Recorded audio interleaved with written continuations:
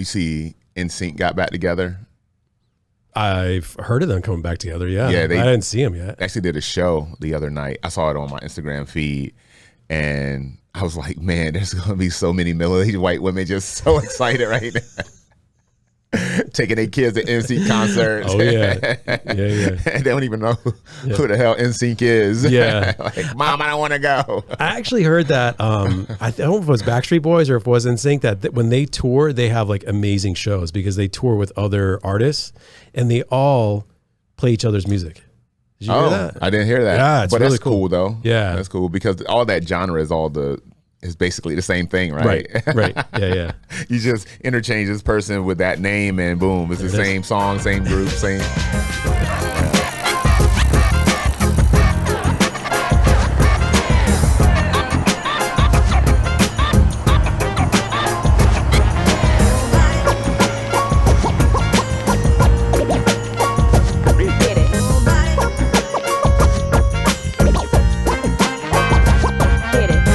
To the Alpha Geek Podcast, where we embrace our geekdom and respect everyone else's. Please click the like, subscribe. Appreciate all the likes. We're up to a little bit over 50,000. 50,000, yeah. About to hit 51,000. Thank you guys. We are your hosts. I am Antoine Britt. And I'm Taras Denisenko. Awkward pause. Yeah. I was thinking about that 50,000, and we've kind of stalled out at 50,000. So we don't know what's happening with YouTube's algorithm. But if you're liking our content and liking it, subscribing, keep smashing those buttons because YouTube is always changing something. So YouTube is always changing something. Yeah, they just changed something else with the privacy settings on YouTube. Oh, really? And yeah, I think there's so many streaming or places where you can put content now. There's like Twitch and a couple other ones. It's hard to keep up. Reddit. Can you upload videos to Reddit? I'm not. I thought Reddit was more just just writing, texting, or whatever. I know you can post videos, but I don't know if it's like just video shorts like Instagram or if it's long form content. I don't think it's a long form content platform, but I don't know. Yeah, I don't know. I try to stay. I feel like it's like Twitter in some ways. Or okay. X, in some ways. But you find some interesting stuff anywhere you go on the internet. Is like you can spend hours on the internet just either laughing at it or finding something informational, which is kind of weird because they are getting like the bill to ban TikTok is really picking up momentum. So there is a very, very real a fear that we could be losing TikTok, or as we view TikTok. You know, I understand that our TikTok is a lot different from in Asian countries. Like it's different. Yeah. And I don't know if this is true. So in the comments, if you know, I heard that you're limited to 45 minutes and the majority of it is like science and math stuff. Yeah. It's not like the trash we look at on TikTok. Yeah. So we'll be talking about that. Yeah.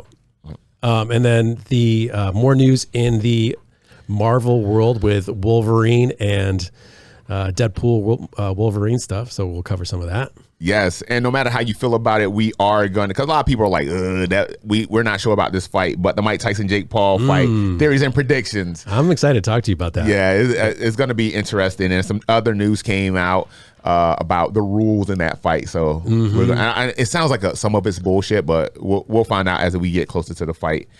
And finally, X-Men 97 showrunner Bo DeMayo's fired like a week before the show debuts on Disney Plus. There are some theories about why he was fired, and we're going to get on that too. Yeah. So we can start with Henry Cavill. Let's start with Henry Cavill. Let's start with Henry Cavill. If you haven't heard yet, Henry Cavill has been officially cast in a Marvel film. The first time we'll see Henry is in Deadpool and Wolverine as a variant of Wolverine. Yeah. Alongside with, I believe, Daniel Radcliffe. Yes, Daniel Radcliffe. Be a variant. And it's like, it seems like the whole, when you get the whole gender thing and people are all upset about the gender thing, like, I don't know, the more I listen about how they're doing the whole multiverse and the variants, I mean, is it all that's going to be is just a variant? Yeah, I think they found a little success in Avengers Endgame and some of the other Marvel stuff that has come after it. That and I just think they're going to the well too much. With and of course we know there is a comic book precedence for variant and Elseworld characters to come and into whatever that storyline or that continuity is, but it's yet to be seen whether it'll be successful. I'll leave it at that. So going back to Endgame, there was a really mixed reviews on the final scene when they're trying to get the gauntlet to the brown van, and Captain Marvel's trying to get it there, and then all the female characters come and it's like, we got you, girl, we'll help you get through. And I thought it was a cool scene, but that was the first time we saw a scene like that. But there was you go on the internet and a lot of people were up in arms about that scene. Like, this, girl power bullshit is getting too crazy, blah, blah, blah. So there are mixed reviews on it. So I think we're just going to get more of that. So, Again, we have too much information. We do. We have too much information, dude. It's I don't know. And it's like, I was listening to a couple different people, podcasters, talking about the whole Marvel thing and Star Wars thing. And it's like, this is a people's religion. This is what a lot of people live for. The Star Wars theory guy, he went to like a Star Wars, whatever meeting. And these kids were coming up to him and saying, because of you, you saved my life. Because of you, you gave me direction. Because of these movies, you give me hope. Like, there's a lot of people out there that connect with these stories, and it's really important to them. And then when you get corporations get involved and they start messing with people's true beliefs, you're playing with fire. Yeah, you are. And it's inevitable that when those, like you said, those entities come in, that they're going to try to optimize that product as much as they feel like they can. And a lot of times it's just not the best move, right? Or it's not in the, it's not the best move as far as the fans are concerned. So, but I mean, even with the Henry Cavill thing, we don't know what version of Wolverine he's going to be. We know that Daniel Radcliffe is going to play the patch version of Wolverine. We know that from just a physical standpoint that Henry Cavill is going to have long hair, long brown trench coat type thing. So we don't know what that Wolverine is. We don't even know if it's like it might be even a pre-Weapon X Wolverine. We just don't know. So I'll be interested to see how they do it. But Ryan Reynolds has done a great job with kind of giving the fans what they want as Deadpool, but also not like pandering to them too much. So there's like no surprises. Like we want to see, like when Juggernaut was in Deadpool, the second day, I was like, oh shit, that's cool as shit. Cause that's the last thing I expected to see. And then when we saw it, I thought it was cool. So because some people were speculating that he was going to be the new Wolverine. And this other guy was talking about that. The X-Men script, I can't remember what the new one was going to be. It's not even written yet. So it's like, by the time any of that writing gets done and casting gets done, it's going to be years. And so Henry Cavill's just going to age out of it anyway. Well, yes and no, because I mean, Henry Cavill's pretty young and still looks very young. Right. How old is Henry Cavill? Early 40s? Probably early 40s, So, I mean, he could theoretically play that role. But again, 10 years is not a long time. That's like 2, maybe 3 movies. And like you said, we know that there's a very slow burn with introducing these the X-Men characters into the MCU now. Like, who do we have so far? We have Beast. We have Wolverine. But I think those are the only 2 Fox Marvel characters, X-Men characters that are currently introduced into the MCU. So, I feel like that was the one good thing that you did with the first 3 phases of Marvel, the MCU, is that you had Tony Stark in a Hulk movie, and then you had this guy in that movie. So then when we actually we knew this person was coming. So then when we actually saw them, it wasn't like this huge like surprise. But it was anticipation, but it was like not surprising. So hopefully they're able to recreate some of that magic. I just don't know if you can. I don't know. You know, a lot of people are upset with the whole with the casting of Henry Cavill as Wolverine because people, you know, it's been a huge fan casting that he was going to play Captain Britain. Lately, Doctor Doom. You know, there's been a couple people that because they want to continue to see him, and the fear is that if he's a variant of Wolverine and they kill him off, then we lost him. Yeah, you know, so. People are also saying that Henry Cavill, because of his personal beliefs, and although he wants to be part of the MCU, that maybe the way things are being handled in that world, he doesn't necessarily want to be caught up in all of that, especially with the Gina Carano thing. Right. He's like, I'll do it. I'll do this thing, and then I'm out. Yeah. Like, yeah. Do you think that that is a result of how Disney has kind of been screwing the pooch with the properties here lately? Because I remember if you got a deal, a Marvel deal, and you were going to be locked in for 6 films, you were like, we're going to Sizzler tonight, baby. Yeah. That, you know, but now it's like people don't want to be locked in because they just don't know. You were guaranteed to do big numbers, but now that guarantee is kind of gone now. So these actors are not as excited to be locked into a, you know, a 6 movie, you know, 4, 5, 6 movie deal. So I feel like since he got kind of burned on the Superman thing, that he's probably like, I don't feel the need to commit to one character and just be this thing, because I mean, I could just get fired at any time. Yeah, and clearly Disney just shows they'll fire anybody at any time. And he's ruthless. They're ruthless over there at Disney, man. So we'll see what happens. We'll keep a close eye on it, and we'll report back to you guys to let you know what happens. I just hope it's good. Yeah, I just hope it's good, man. Like the more news that comes out about Deadpool Wolverine, the less excited I get about the movie. Yeah, and don't get me wrong, I'm still going to go see the movie. I'm going to see it opening weekend, if not opening night. You know, because I wanted to do $1 billion. Yeah. I want Disney to know that when you market a movie well, and when you actually listen to the fans in some capacity, the fans will respond in a great way. And so I want to see like opening weekend, $400 million. Yeah. You know, so we'll see. Yeah. Yeah. Me too. Yeah. Open it. We should go. We should take the wives out. Yeah. That would be cool. Yeah. We should definitely do that. But when we started this podcast, we were talking about movies we were excited about, all these releases we were excited about, and Aquaman was one of those.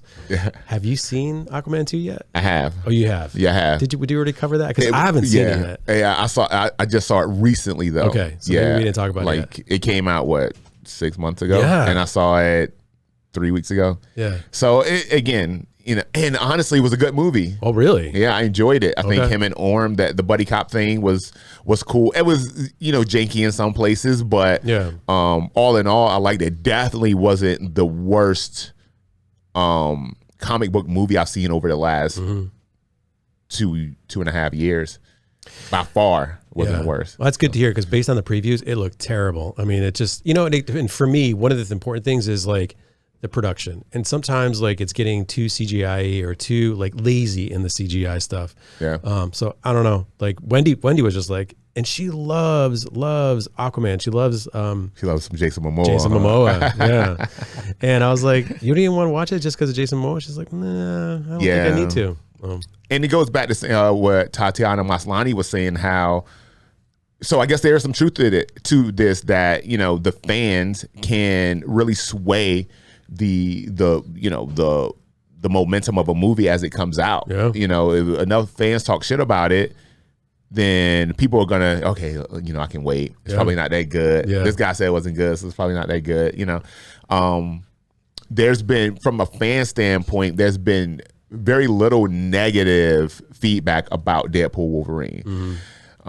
There's been negative feedback about what's happening in the front office as it pertains to the movie, but as far as what we're supposed to get on the screen, everybody is jacked about it. So I just hope it's good, man.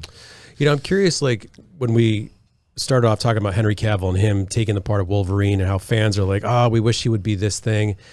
I was following some people talking about some actors talking about their FaceTime. So, for instance, Juggernaut didn't want to play. He didn't want to reprise his role, I don't remember the actor's name, because he didn't want to deal with all the costuming and getting all the time into that. And what was it? Mandalorian when oh God, Jesus. Gina. Not Gina, the guy that played Mandalorian, forgetting his name right now. But Pedro Pascal. Pedro was complaining about he can't see his face. And so when it comes to these actors, going back to, and I kind of feel bad saying that Ryan Reynolds is just a one kind of trick pony, which he has definitely a personality type. But I have mad more respect for him because we know it's Ryan Reynolds. He's wearing a Deadpool mask the whole time, and he's not one of those actors that's like, I need my face to be seen. Yeah. And Jared Leto is one of those guys that's like, I don't like doing certain roles because I'll be in too much makeup. And Christian Bale complained about doing that too in Love and Thunder. He's like, really? He doesn't want to ever reprise that role because you can't see his face. Really? Yeah. I mean, from a makeup standpoint, it was very minimal. I feel like it was just like paint, paint on his face. Because have you ever seen the comic book Gore the God Butcher in the comic? Yeah. When that movie came out and it came out that he was going to play Gore the God Butcher, I was like, holy shit, that's going to be so cool because he has like these long, kind of like tentacles type thing coming from his face, and I was like, that is going to be cool. Yeah. But then they kind of phoned it in with the with totally. the makeup. So I wonder if that's part of it. It's like these actors, like when they're taking these roles of superheroes or whatever sci-fi thing is like, and then you make it about your ability to portray your face, or maybe it's an emotion thing where they're trying to, I have this line and it's so important to me, or is it that they're so just self-consumed that I love seeing my face on screen that I don't want to fully commit to this role? I don't know. It's just like, and no judgment. I'm just like, everyone's got their own thing, but because I get it. Like sometimes like casting Christian Bale or having Tom Cruise play what was his name in Tropic Thunder? What's his name? Al, the movie exec. Yes. What was his name? Grossman. Les Grossman. Like that was awesome. That was great, man. It was so great. That was great. I think I can see both sides of that coin, because I think if you're an actor and you're at the status of like a Tom Cruise or a Christian Bale or something like that, I think you put less weight on your individuality in that movie, and you just want to make the best movie possible. Mm-hmm. And I think there's no way in hell that movie would have been as good if it was just Tom Cruise. Right. You know, like if it's just Tom Cruise acting like an asshole, but like him being fat, having the hairy arms, the bald head, like that was funny great. As shit. Yeah. Like that entire movie, I'm telling you, Tropic Thunder is probably my top 3 favorite comedies ever. Yeah. It's such a good movie. But then on the other side of the coin, you have these method actors like DiCaprio and Daniel Day-Lewis that when was the last time? We've never seen them in like heavy makeup. Mm-mm. Have we ever seen them in any movies where they were heavy makeup?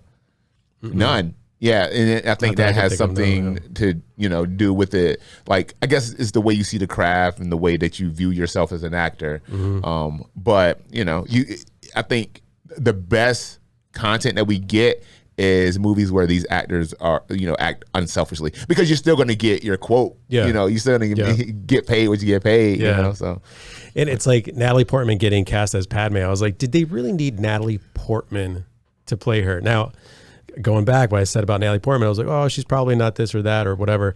I was like, I feel bad saying that because she's still Natalie Portman and she's great. And I got another side note I want to say about her. But they could have just cast anybody like they did Hayden Christensen, and I think it would have been more believable. Yeah, maybe. But at the time where they made that movie, was Natalie Portman like super huge though?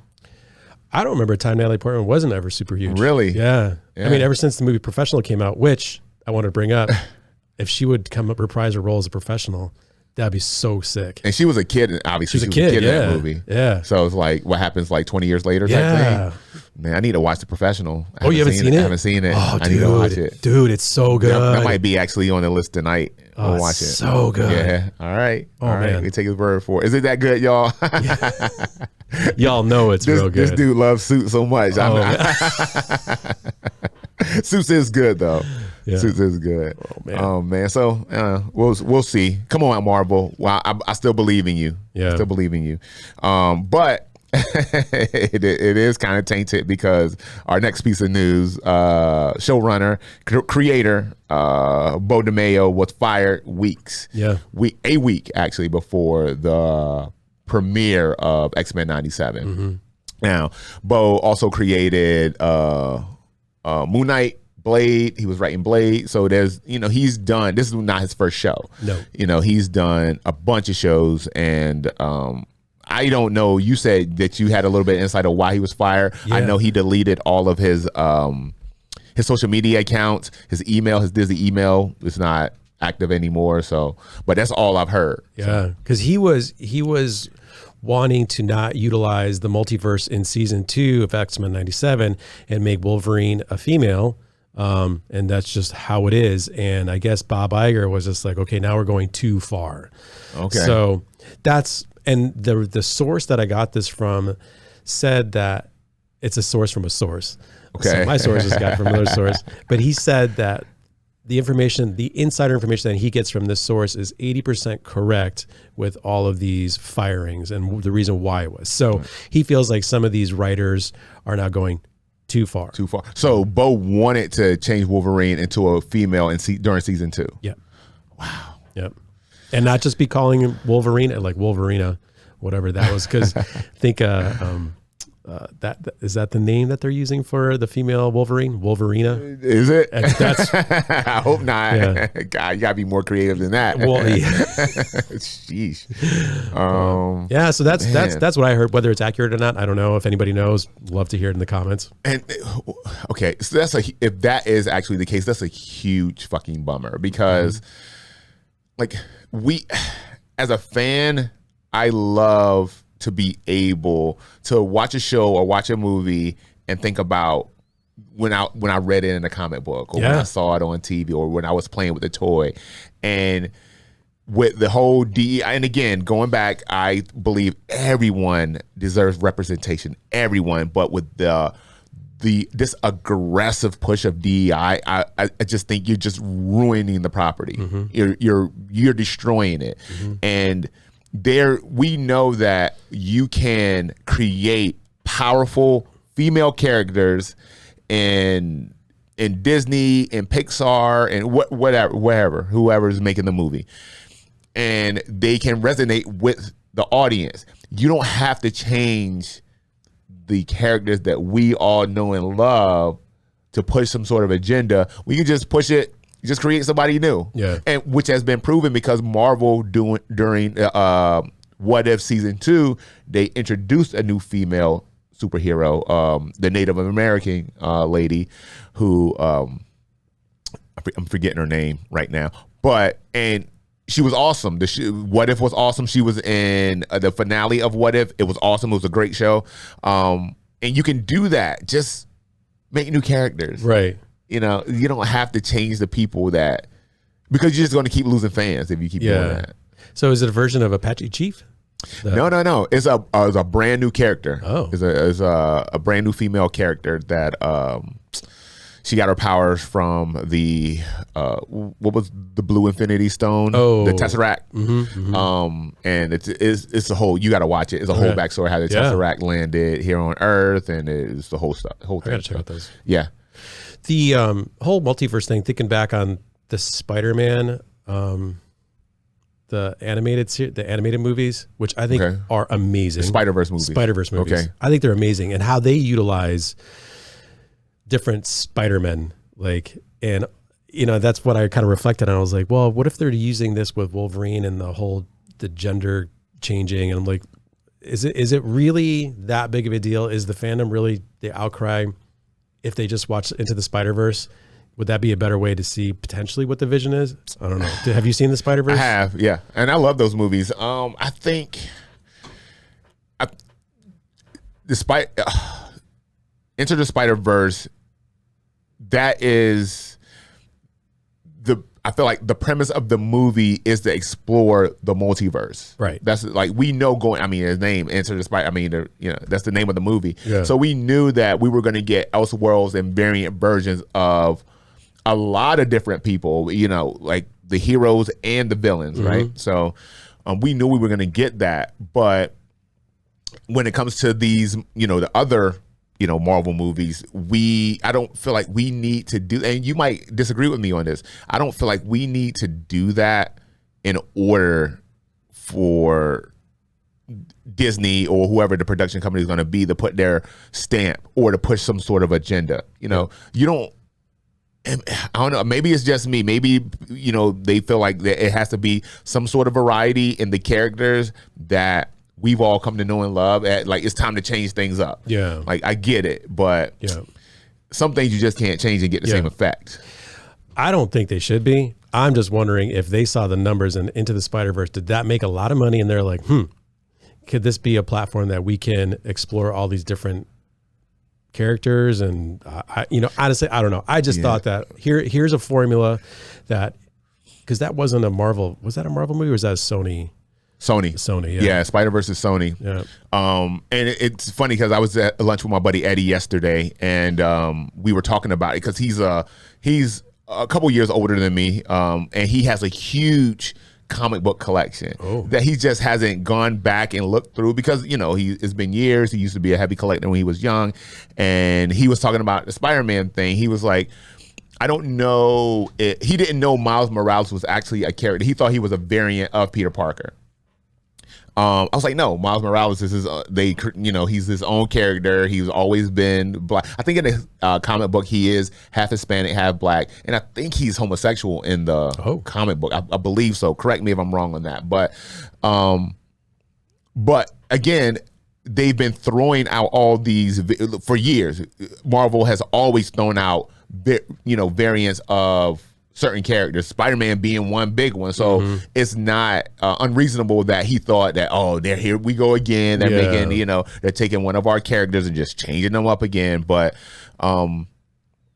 Spider-Man is one of the few characters that, how many Spider-Man do we have? Like 50 different Spider-Men in some way, shape, or form? Yeah, it seems like in that Spider-Verse, there's like an infinite amount. Yeah, it is. It was crazy. It was crazy. It was cool. It was really cool. And I think how they did it was really, really well done. Like, I loved the second one I really loved. From the animation to the storytelling to, I liked Miles Morales' character. I love the variants of Peter Parker. That was hilarious, especially the fat, out of shape one. We're walking around in a robe. I was like, I could relate to that one. But yeah. Yeah, so. Interesting. But I'm not saying I just don't think how they're messing with, again, going back to the comic books and going back to the fans, this is like their life. This is what they believe in. This is what they, so it's, I think it's, I don't know. I'm not trying to justify it or make excuses for it. I'm just trying to figure out what is the reasoning behind it. I just don't understand. But, do you think Deadpool breaks $1 billion?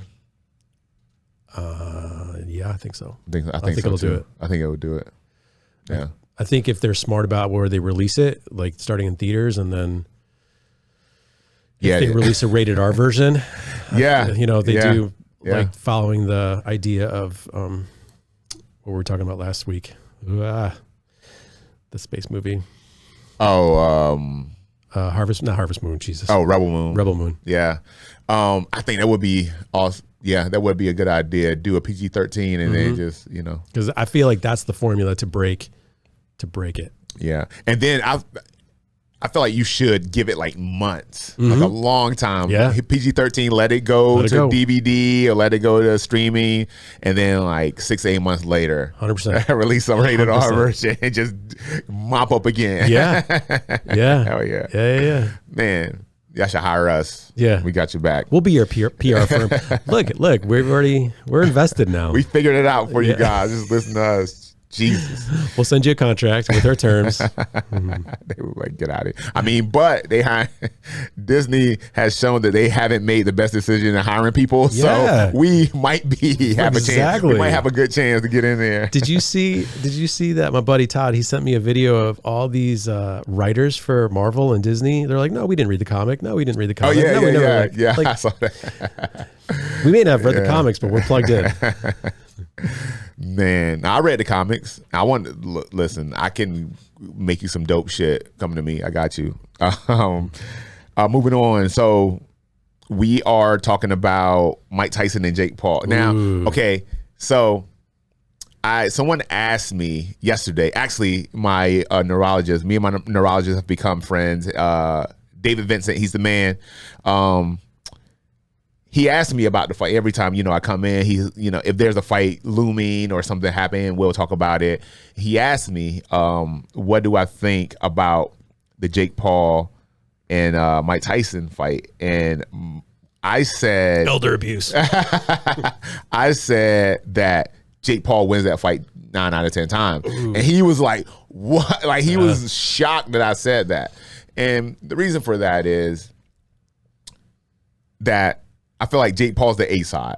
He's promoting the fight, whatever. Mike Tyson may be co-promoting, but whatever. And while Mike Tyson is Mike Tyson is almost 60 years old. Yep. He's, he lost some power. He lost speed, obviously. He might be in great shape for a 58-year-old guy. Mm-hmm. And while Jake Paul is... if you put them both in their prime, there's no way Mike Tyson mops up every time, but they're not both in their prime. And I don't think Jake Paul puts himself in a position to lose a fight, which is essentially an exhibition. Mm-hmm. Like, this is not, I don't think they're going to try to knock each other out. If you remember, did you see the Roy Jones Mike Tyson fight? Yes. That was the most boring shit I've ever seen in my life. So boring. Yeah. So I just think it's a money grab. Great. Yeah, mm-hmm. Go get your paper, but I don't see Mike Tyson just going in there and just beating the shit out of Jake Paul. Yeah. I don't see it. Are you following? So because you were in both sports, both MMA and boxing, those two worlds have different opinions on the fight. Yeah. So MMA guys are outraged. Boxing guys are like, they're making money. Yeah. Yeah. It's so interesting. Yeah. Like Bisping was all upset about it. And like a lot of MMA guys are saying that it's like elder abuse. Cause who was it that fought Foreman? It was a Foreman that fought. And won the title, that fight? It was against an MMA guy who, I can't remember who, oh gosh. George Foreman? Oh, maybe it wasn't Foreman. It was another one of the older guys. But anyways, an older boxer, and I'll look it up in a second, a younger MMA guy, and that younger MMA guy completely destroyed his career because they're like, you went in there and you beat up some older guy, some washed up boxer that was amazing in his time. He's like, but you're like, we're not going to respect you for that. So it was really interesting. I'll look it up because I was watching this other video of this old time boxing trainer talking about, he's like, Jake Paul, he's like, I got respect for Jake Paul. He's like, he's a YouTuber and talking about social media. He's like, the way social media has transformed so many different businesses from not only just film, but from fighting to dancing to, I mean, everything. Everything, yeah. You self-promote. And like this old-time boxer trainer, he's like, Jake Paul, I watch him. He trains, he fights. Yeah. He's legit. Trains hard. Is a good, I mean, he's what, 9-1? He only lost the one fight to Tommy Fury. Yeah. And yeah, he did go in there and fight some MMA guys, but the guys that he beat were all like, with the exception of Ben Askren, were all former champions in their promotions. He beat Anderson Silva. He beat Tyron Woodley. Like, he beat good guys, maybe not great boxers, but good strikers. Yeah. And he wins. Yeah. So, you got to give credit where credit is due, man. He's a YouTuber. Yeah, we get it. But, I mean, just because we weren't smart enough to make money off YouTube, it doesn't mean that he's any less of a boxer because he did. Yeah. It's the same like the Brock Lesnar effect. Brock Lesnar got a lot of heat when he first went to the UFC because he was known as like the WWE guy. He was, fake. This is wrestling. This is not real. But he went in there and destroyed cats. He only lost like 1 or 2 fights. He lost to Mir once, and then he lost to Wolverine. And Mir was getting smashed. Yeah, he was getting smashed. And like when they had the rematch with Mir, he beat the shit out of Frank Mir. Yeah. And people chalked it up to well, he's not going to do great because he's a fake wrestling guy. But Brock Lesnar was an NCAA champion in wrestling, like, and not that he's a physical specimen. Yeah, so like, what people decide to do to make their money, great, whatever. But if you can do that and you cross over successfully, I'm not surprised by that at all. So, man, I'm not putting any money on it. No. Hell no, I don't see, like, there's some rumors that the rules of the fight are like Jake Paul gets to wear a headgear, I saw or that. something like that. He gets to like tag in his brother or some shit like that. Really? Oh, no. It's like, what is this? Yeah, because I read that they were doing 18-ounce gloves. Yeah, 18-ounce gloves, and headgear. Yeah, which might be not a great idea, really, when you think about it, because while more gloves mean more padding, but it's also more weight. Mm-hmm. More weight, and like Mike Tyson, we all know that Mike Tyson hips are like, that dude's like, the way that he moves his hips and the way that he generates power from the hips, second to none. Yeah. And if he can do that with a glove that's 2 ounces or 4 ounces heavier, then it might be a bad day. You land that. But Tyson's still at 57. Like, so does Jake Paul have speed compared to Mike Tyson at 57? Yeah, I think Jake Paul is faster than. He's faster. Okay. Yeah. Because Tyson still looks fast. Yeah, Mike Tyson is fast, but you watch Mike Tyson. Mike Tyson moves almost to a script. Like, his movements are very, like, you're gonna get the same movements every workout.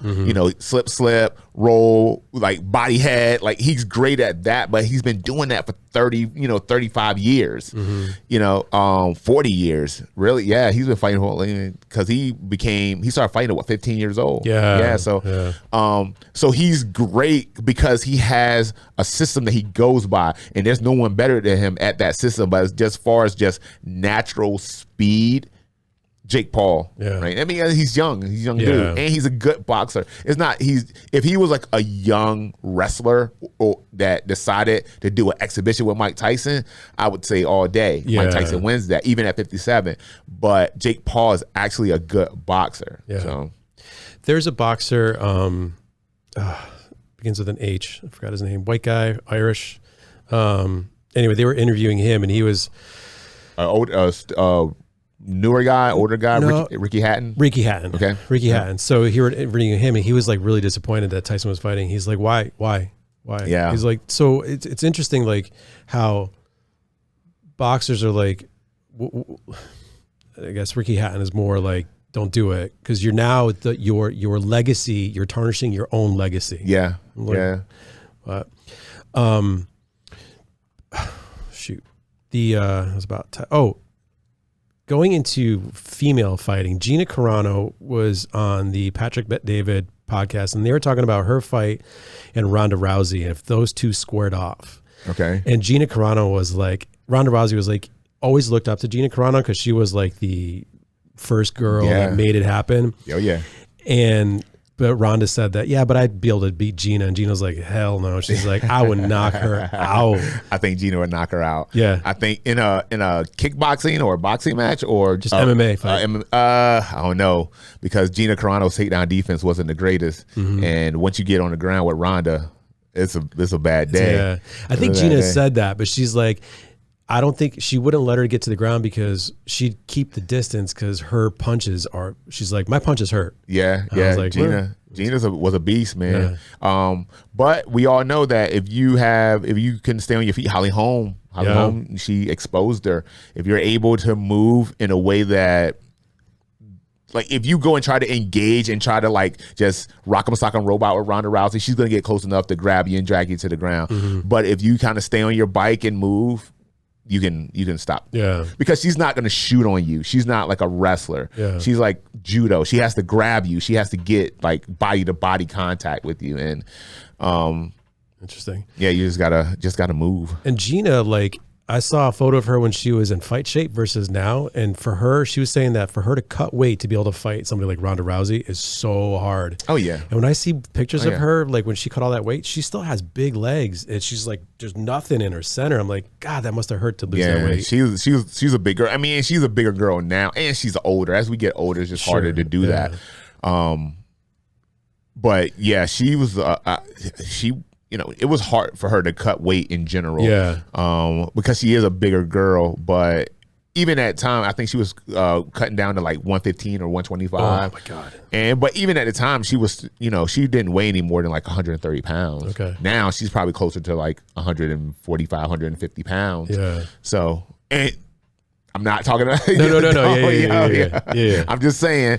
But I mean, she was talking about on the PBD podcast and how tough it was for her to cut weight, because that was the thing that always she struggled with. And because that in the fight for when it was girls fighting, it was only a certain weight class and she was always on the heavier side. So she was always trying to cut weight and always trying to meet that weight. Didn't she fight Cyborg as well? She did fight Cyborg, and I think Cyborg beat her. No, Cyborg beat her. Oh, she beat her. Okay. Yeah, and that's when Cyborg, like, I'm home. This is like, welcome to the show, Cyborg, because like people in Brazil, like the hardcore fans knew about Cyborg, but the mainstream fan didn't know, and they like, oh, Gina's gonna come and wreck this chick. Yeah, and Cyborg beat her up. Yeah, so Cyborg she's an interesting. Is she a woman? Oh man, she's all right. So moving on.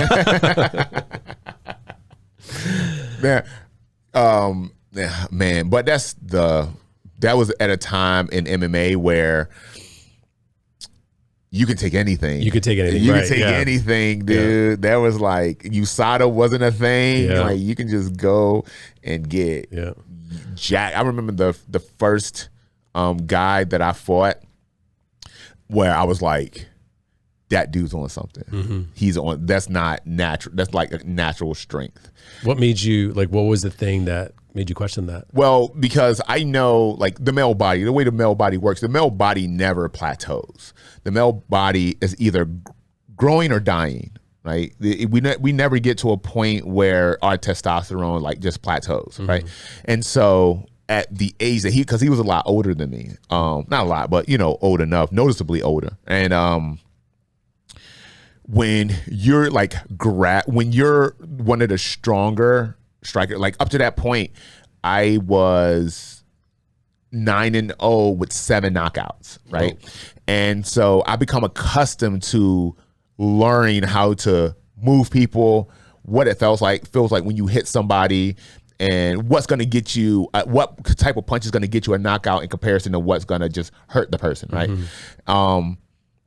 And when I fought, I'm not going to say his name, but when I fought this dude, it was like hitting like granite. Oh. It was like hitting granite. And when he grabbed me, it was like somebody grabbed me that was 100 pounds heavier than me. Oof. Yeah, it was such a weird feeling because I hadn't and this was at the point to where I had went pro, but I was transitioning in from kind of mid-level to like the higher echelon, the strike forces and the UFCs and stuff like that.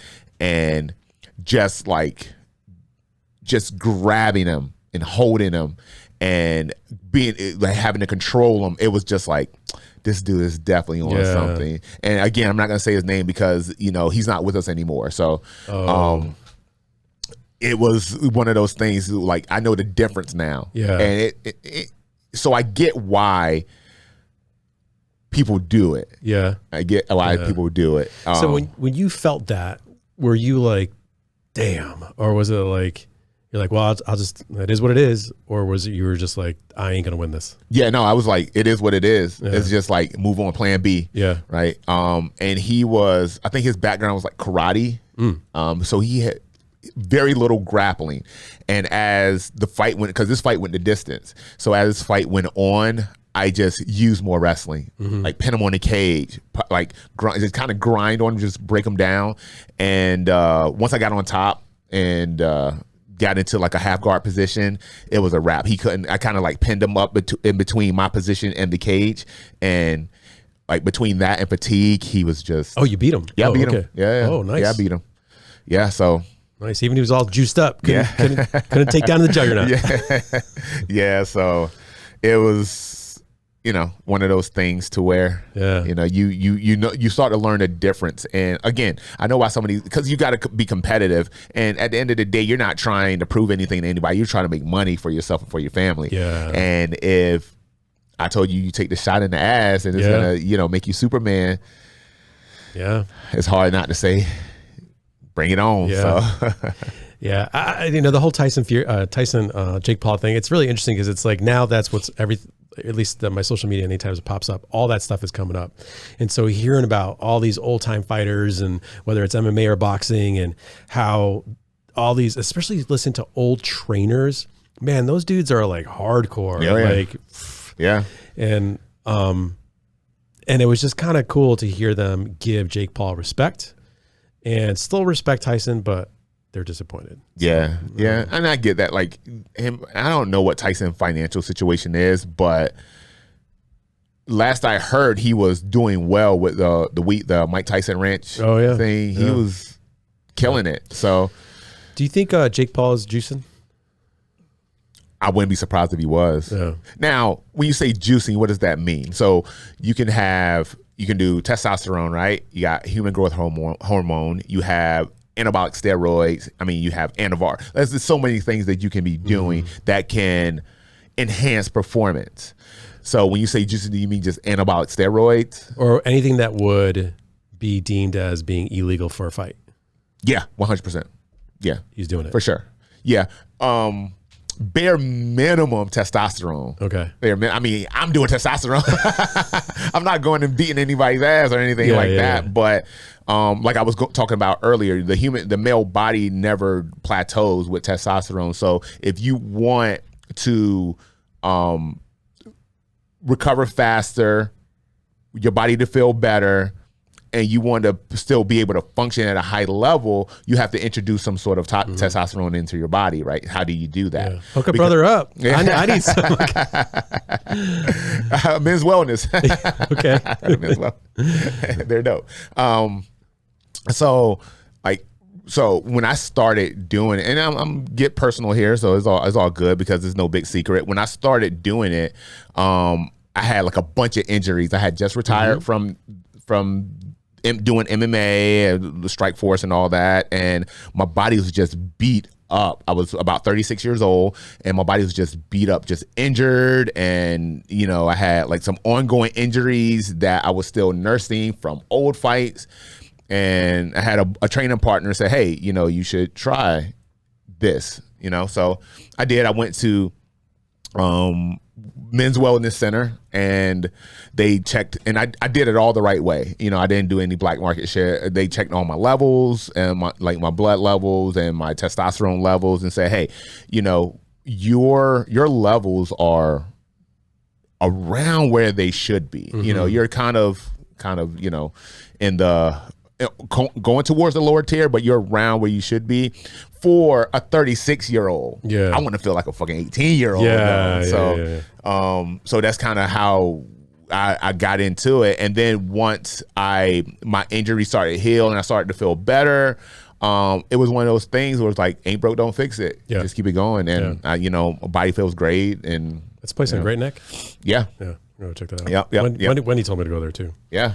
Yeah. I mean, and they take care of you. They really do. They check your blood levels every 6 months to make sure that you don't have any negative effects or if anything's coming up, that they're on top of it.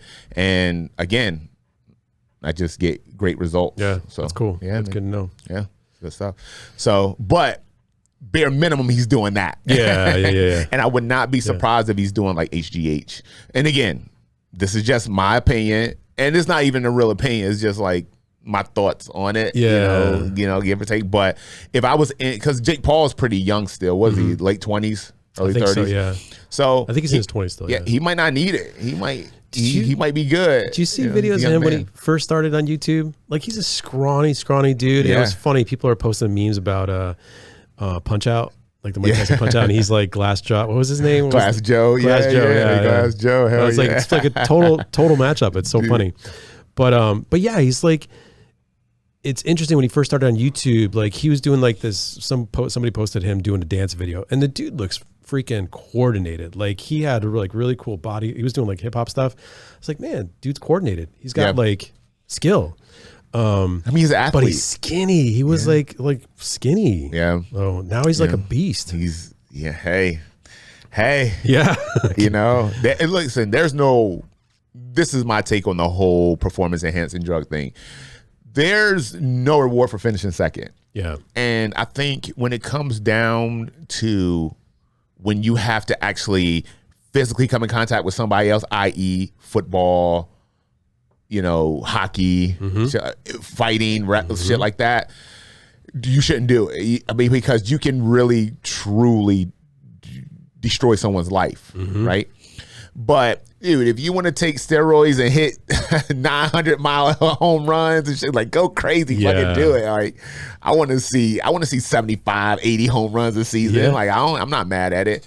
So you know, and I know it's kind of, you know, kind of like a catch-22, but hey, yeah. The fans want it. Like somebody was saying that American fans get more and more ruthless. They're like, I want to see bigger dudes hitting bigger people and seeing more. 100%, dude, 100%. You remember when like professional wrestling was a thing? Like people would be like, yeah. Like they would like, and people back then, back in the 60s and 70s, people weren't as knowledgeable of the fact that the endings were predetermined. Like now we know that you know they're all predetermined, but back then they didn't. Some people knew, of course, but the casual fan just thought Bone Crusher Smith was gonna beat the shit out of Ric Flair, you know, and so. But now that's kind of evolved into, you know, now professional wrestling is not violent enough. So now, like, now I have UFC, MMA, and now that wasn't violent enough. So you had like bare knuckle boxing now. Oh yeah, you know. So yeah, man, I saw a girl like. I'm all for women doing whatever they want to do and like fighting if they want to fight. But boy, bare knuckles boxing, seeing this chick's face at the end of it, I'm like, oh. There's no winner. There's no winner. There's no winner in that, because even if you win, your face is like hamburger. Oh my God, it's terrible. And then like, I don't think they make that much money. No. I think one of the champs, I think a 135 champ, he's from Reggie Barnett. He's from this area. Oh, wow. Still lives in this area. And I don't know how much he makes as like the champ, but I know that like the average guy who goes in and does it, he makes like $5,000. Wow. Makes no money. And now when you have like the big names like the Mike Perrys and, you know, bigger guys that come in, yeah, they're gonna make more money because they have a name. But if you're just Joe Schmo and you're making like $5,000, that's not even enough to carry, like, pay your hospital bill. That's nothing. Dude, $5,000 by the time you pay your coach and your manager, you're walking out with like $3,000. Yeah. Pay for your fight camp, you know, you're no money. Is that expensive? Yeah, for sure. Because, you know, everybody fight camp is a little bit different, but you know, if you were to just equate the cost of your monthly membership to whatever gym you're going to, food, because you're dieting, so you gotta, you know, buy better food, and, you know, you got medicals, blood work, shit like that. Yeah, fight camps can be pricey, man, for sure. Do you follow slap fighting at all? I do. And that's another thing. They don't make the same thing. They make like $4 or $5,000. They make no money. And that is direct trauma to your head. Yes, you're definitely. There's like a 90% chance you have a concussion after that. Yeah, it's crazy because you're attacking the jawline, and when you attack the jawline or the temple line, it forces your head to do like this, right? But your brain is sitting stationary, and so when your brain gets close to like your skull, that's like a defense for you to get knocked out. Is a defense mechanism. Your brain is your body's like, oh shit, your brain just touched the side of your skull. I'm gonna shut everything off to make sure there's no further damage that's taken. So yeah. I watched that. I was like following it for a while, and I'm like, it's getting more like those dudes are getting bigger, hitting harder than the girls are doing. I'm like, oh, I can't watch it. Like with boxing and MMA, like, and I'm not saying that slap fighting is not a skill, because you got to know lever points and all that. I get it, but man, just to sit there defenseless and just take it, No, man. No way, dude. I don't know. It's like you said, like we get more, we're like a bloodlust. Like there's bloodlust, more and more, like we gotta take it to the next level, So I think that's just human nature though. Yeah. You know, we start to get conditioned to the things we see and the things we do, and we just to get the same stimuli, we can't keep doing the same thing. We have to take it to the next level, right? Yeah. So yeah. Cool. Man. Well, we're about into an hour. I don't know if you want to keep going or. Oh, so I actually do got one more thing. Okay. Bill Skarsgård. Oh, like, yeah. So dude, yes. I had no idea that this was even happening. Oh, did I? No idea. But Bill Skarsgård, one of the Skarsgård brothers, what's the dad's name? The one that was in Pirates of the Caribbean and all that. Yeah, I don't remember. I'll look it up while you're. He is. They're doing a reboot of The Crow, a remake of The Crow, and he's a star. He's the lead in that. And I saw it on. I think I saw it on Comic Book Nation's Instagram page, and dude, I was so excited, man. Dude, the Crow was like one of my jams. Yes, dude, love that movie. Oh, Brandon Lee. Dude, Brandon Lee. Like, so the dad's name is Gustav Skarsgård, okay. I think, unless that's another brother, but I think that's the father. But same with me, The Crow. Like when it came out, dude, that was like, it was right in the prime of my like rebellious years, and I was emo kid. Like I was not emo, but what did we call us? When dressed in all in black, and I had grown my hair out, and dude, I got to show you like old picture. It's so crazy. Yeah, goth. I was goth, man. Were you a goth kid? I was goth. Oh man, I don't know why I can't see that. I can't see you being a goth kid, dude. Yeah, 100%. Dressing like The Crow and shit. Dude, I like, and Brandon Lee, like I lived for I lived for The Crow. Like I was every other version of The Crow that came out, I was disappointed. I was like, it's not Brandon Lee. It's not the same story. It's the soundtrack is terrible. Like everything in that moment encapsulated what early 90s was all about. It did. I think it was the early 90s came out. I think. Yeah. Early 90s. And I remember around that time, like all the kids in school, like they would dress like that, long hair and everything, and it would be 90 degrees. They would have black fucking trench coat on and shit.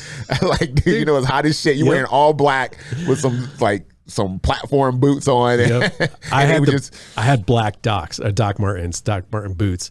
But dude, like Brandon Lee's character, The Crow, he played guitar. He was in a band. I was like, dude, I connected with that 100%. I was like, that was me. Man, they just like stand next to my locker and just stare at me like what the fuck are you looking at? Get out of here. Yeah, but that movie was a jam. And then and I think it made it even better is what happened, how he like died on set and things like that. Like that made him like a martyr, you know. It was cool, man. And then Sting did the whole thing in professional wrestling, like the Crow Sting. Oh yeah, everybody loved the fucking Crow Sting. Yeah. So Bill Skarsgård, do you think he's going to do a good job with it? I think he is. I think he's like turning into like Hollywood it guy right now. He's in a bunch of projects, and he's a good actor. I feel like he's a good actor. He's jacked for the role. I think he do a good job. When I saw the preview, the only thing that kind of threw me off was the fact, because you know when in the original Crow, when he came back, he had like the white face and then the black stuff. He doesn't have any of that. He just has like the black paint under the eyes, but that's it. You know, so I don't know, and it's just a preview, so I don't know if that changes throughout the movie. But that was the only thing that kind of like, you know, kind of. But I guess you don't want to like follow it to the T either. You want to make it your own. But the cinematography, when Brandon Lee was putting on the paint and the music, and he's like screaming and he's like jumping through the window, I was like, that was so cool. It was so cool. I need to correct what I said earlier. It's Stellan Skarsgård is the father. Okay, right. And then Gustav is a brother, along with Alexander, and then of course Bill. Okay, yeah. It's cool, and like the part where the girl overdoses and he like makes the heroin come out of her. I'm like, that's cool as shit. The Crow. Dude, when I was in Tennessee and I was going to those comic book places, they had a Crow bust. And I was like so close to buying it. Really? Wendy's like, don't do it. Because I was like, oh, it's probably like $50, $100. It was like $500 or $600. No And she's way. like, no. Yeah, no way. But, and then I went on Amazon and it was $80. So I might get it. It might be cool to back.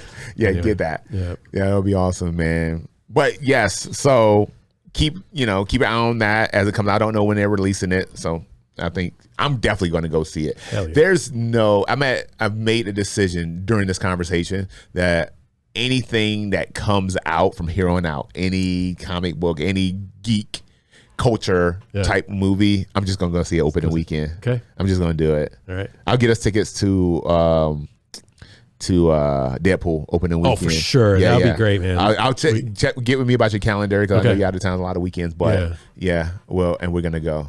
Yeah. So Cool. Cinema Cafe, we can grub. Yes. Get a pizza. Yeah. Check it out. You can find me, your boy Antoine the Juggernaut, on Instagram. Antoine Brett on Facebook. Facebook, whatever. Antoine Brett on X, and then Antoine the Juggernaut on TikTok. You can find me on Taras_Densenko on MySpace. You're laughing, but you might still have a I might. I should go MySpace check it page. out. I think I have that one friend that always friended you, the creator of MySpace. I don't remember his name, but Yeah, remember MySpace when you had to change like the background? Yeah. You had to legit be a coder like, to change that fucking background. I can't figure this shit out. Anyway, Taras Densenko on Instagram. And of course, you can always look up the studio at cutterrug.net. But cool. Yes, like and subscribe. Keep following. Yep. We'll keep bringing it. Hope you have a great day. Peace.